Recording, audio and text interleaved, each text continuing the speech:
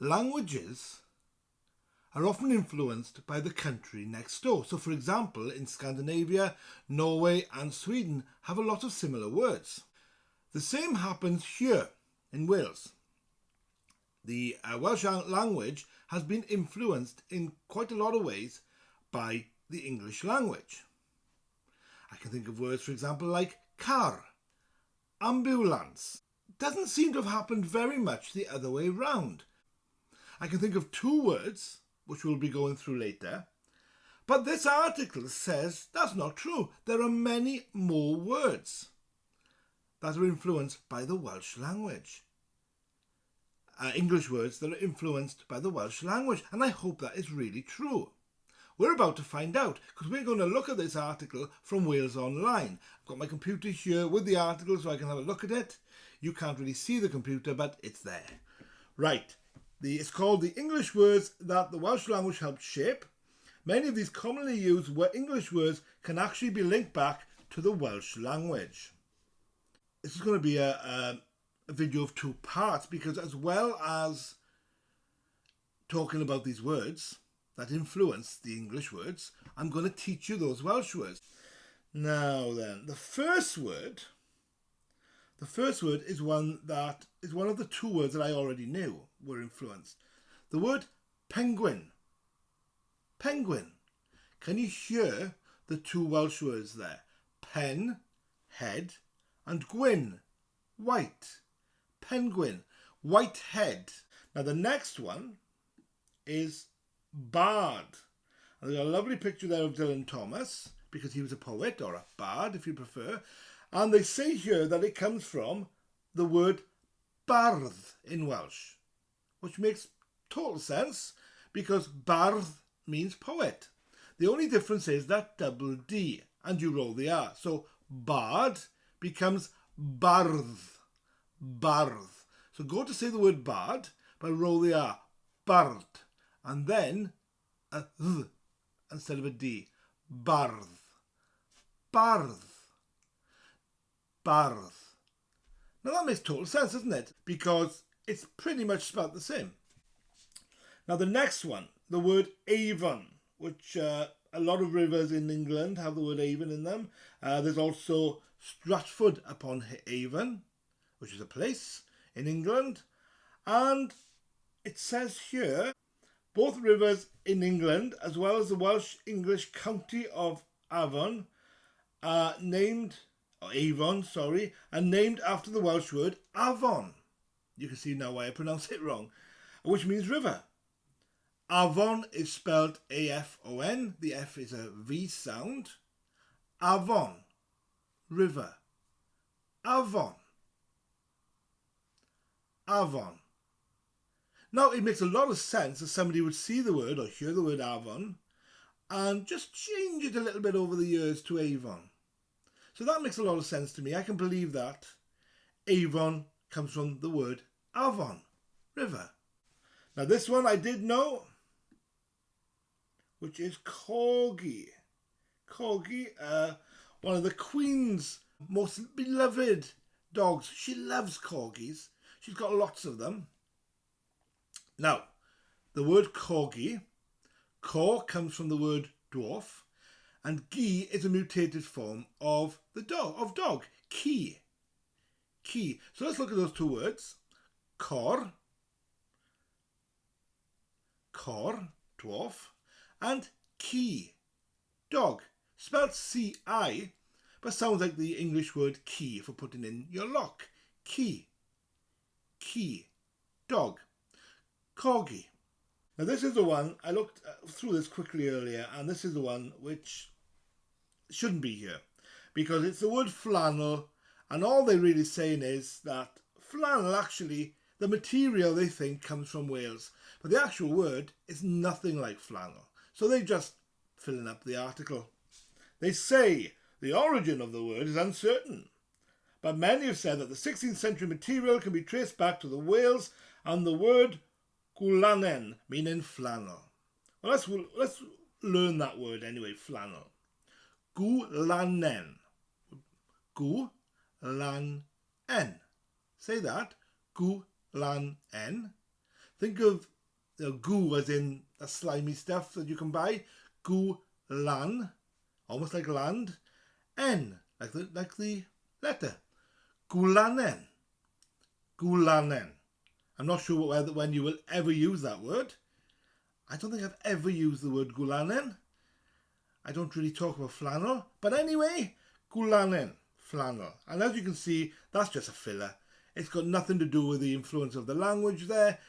It's just that the material may have come from Wales originally. But Wales Online does stuff like that. Now we're back to an interesting one.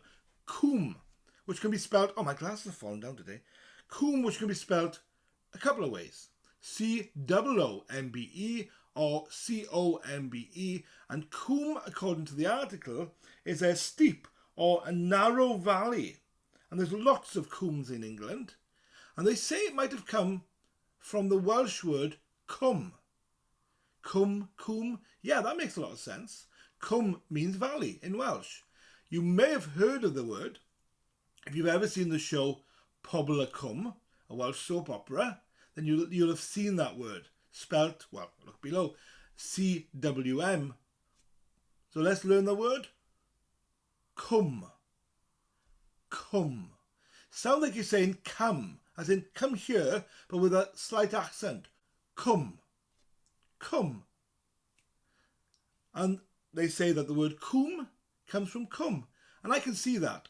That does make a lot of sense. Especially as they both mean valley, except that coomb, I'm getting mixed up here, is a steep valley. It's a specific type of valley. Whereas coomb is just valley. The word Balderdash is number 7, which means nonsense. A nonsense, or as I said here, crazy talk.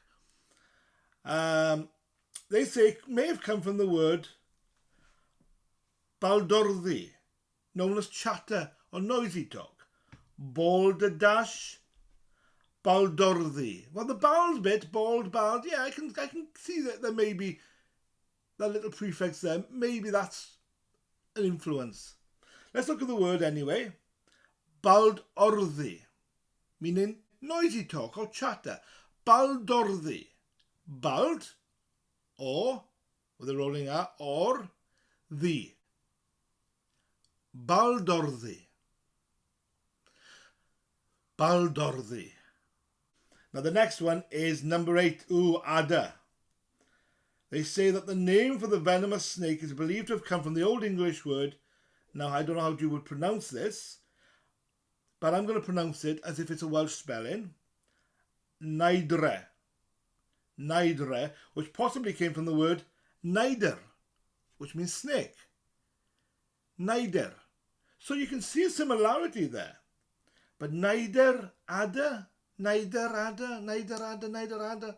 I'm trying to say it fast to see if that helps. It doesn't. I'm not sure about that one. But the Welsh word for snake is naider. Naider. Nai, and then the letter D, like a death sound, followed by a rolling R. Naider. Naider. Naider. Naider. Let's look at the next one. Crockery. Now they say here that crockery is pots and pans. But we always talked about crockery as more at home, as more sort of ceramic, big ceramic bowls and plates and stuff.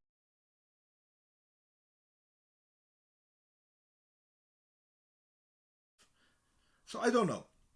But anyway, they say that the word for our pots and pans, crockery, may have come from the Welsh word crochan, which means a pot or a cauldron. Now that makes sense. Crockery, crochan. I can see that being turned into an English sound. That makes sense. Let's look at the word. A large pot or a cauldron. Crochan. Crochan. Cro.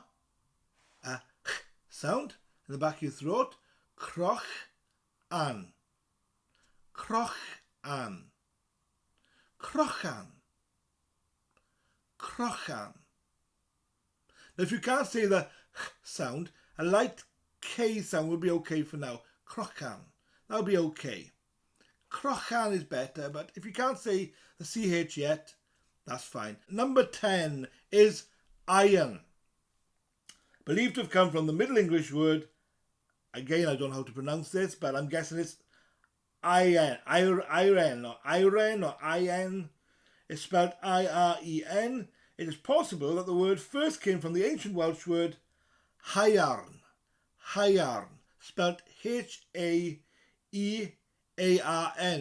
hyairn, still used today for the word iron as in the object that you iron clothes with, and for the element, the chemical element. You don't see that a lot in Welsh. Usually there's separate words. If in English you use one word for 2 or 3 different items, you'll have separate words in Welsh, usually. Not for this one. Interesting. Hyairn, we still use it.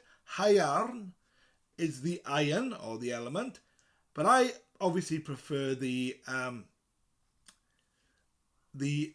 actual act of ironing because that is smoothier. And I mention this word so often. I love it. Smoothier. Literally, what you're doing with the iron, you're smoothing the clothes. Love that word. Anyway, let's go back to hyairn. So you're saying the word high, and then you're saying the word arn, as in Arnold, but rolling the R. Hyairn. Hyairn. Hyairn. Okay, let's look at the next one. Oh, crumpet. I like crumpet, and they're often known as English crumpets, which is interesting if it comes from the Welsh word. Despite the name English crumpet, the breakfast snack has deep ties with Wales and is believed to have originated in the country, they mean Wales, and lent its name from the Welsh crempog. Crumpet, crempog. I can see that. You know what happens over hundreds of years, how a word is taken and then made more anglicised. Yeah, that makes sense. So the word crempog. Crempog. Crem with a rolling R, crem and pog. Like those little discs you had as children in the 90s. Crempog. Crempog. Last word is London. Now the Welsh word for London, by the way, is Llundain, often anglicised as more Llundain. Llundain. I've always thought that Llundain or Llundain came from the word London. It looks like it may be the other way around. Let's have a look. Although the origin of the name of the England's capital city is an age-old mystery, over the years theories have formed that the name may have been inspired by the words Llyn and Dain, meaning pool of the river, Llundain, and influences the word we use for London today. Llundain. Now that's the proper way of saying it. Llundain. A double L at the beginning. It's like the word Lynn, but with a Llundain. Llundain. Dine as in the English word dine in. I'm to dine with food in front of you. To dine at a restaurant. Llundain. Llundain. But you'll often hear many people say Llundain. Llundain. Which is more of a, I said anglicised earlier, but more of a colloquial way of saying the word. Llundain. Llundain. Llundain. Llundain. Now then, I think that's the end of the article. If you know of any other words that you think were English words that are influenced by the Welsh, let me know in the comments below. If you've liked today's video, please give us a big thumbs up. It really helps because it's something to do with the way YouTube works, but the more likes we get, the more times it lets other people know about the videos. If you like what we're doing here and you'd like to see more of our videos, you can subscribe. Click the subscribe button. If you'd like to know every time a video comes out, click the little bell and you'll be notified every time. Also, if you like what we're doing here and you would like to support us, there are 2 ways. You can go to Patreon, patreon.com/learnwelsh, or you can go to www.learnwelshpodcast.co.uk and join the Learn Welsh Podcast Club. Either way, you'll get lots of extra learning materials as a thank you for your support. including an exclusive video that's out at the moment where I teach everybody the Welsh National Anthem. Yes, and you get to hear my singing voice. My apologies. But I sing the song and teach you the words, phonetically how to pronounce them. And lots of extra materials as well. Thank you for joining me today, and I hope to see you soon. Hwyl! Bye!